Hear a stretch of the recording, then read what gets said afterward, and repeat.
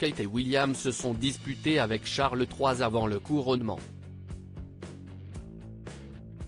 Le couple ne voulait pas que George ait un rôle très important lors de la cérémonie.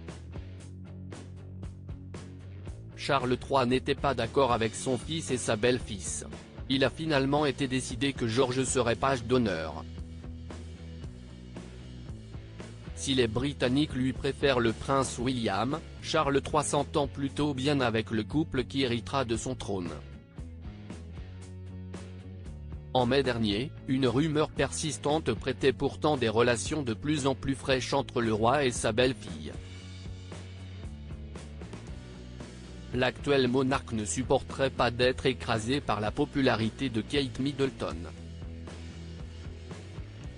Il y a un élément de jalousie, expliquait au Daily Mail l'ancien majordome de Lady Diana, Paul Burrell. Le tabloïd abondait en ce sens en rapportant que le père de Harry et William s'était senti éclipsé par la sortie officielle de la princesse de Galles lors du Chelsea Flower Show à Londres. Il sait que Kate et William sont les meilleurs pour ce job, et qu'il ne sera pas roi longtemps, analysait l'expert royal. En attendant, pas question pour le fils d'Elisabeth II de se laisser marcher sur les pieds. Le 6 mai dernier, le Royaume-Uni célébrait le couronnement de Charles III. Si les Windsor affichaient un éternel sourire de circonstance, tout n'était pas rose dans les couloirs de Buckingham Palace. Kate Middleton et le prince William ne souhaitaient pas qu'on accorde un rôle d'importance à leur fils aîné, George, lors de la cérémonie.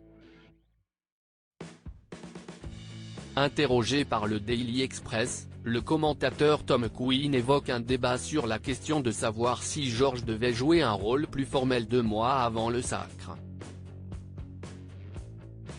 Le prince et la princesse de Galles craignaient que ça soit trop pour un enfant de 9 ans, contre l'avis de Charles III.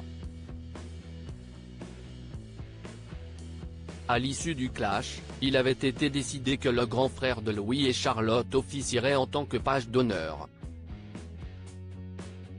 Une mission relevée haut la main par l'héritier du trône. Pourquoi Kate et William sont-ils si protecteurs?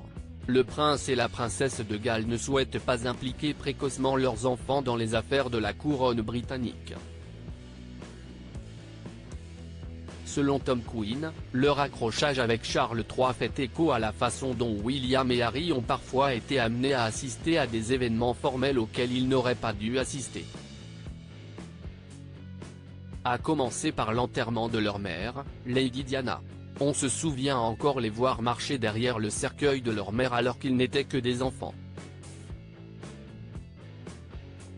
Beaucoup de gens ont critiqué cela et ont dit que c'était une chose horrible à faire à 2 garçons aussi jeunes, et surtout à Harry, commente l'expert. On gage que George ne sera pas mis sous les feux des projecteurs avant que ses parents ne jugent l'y avoir bien préparé.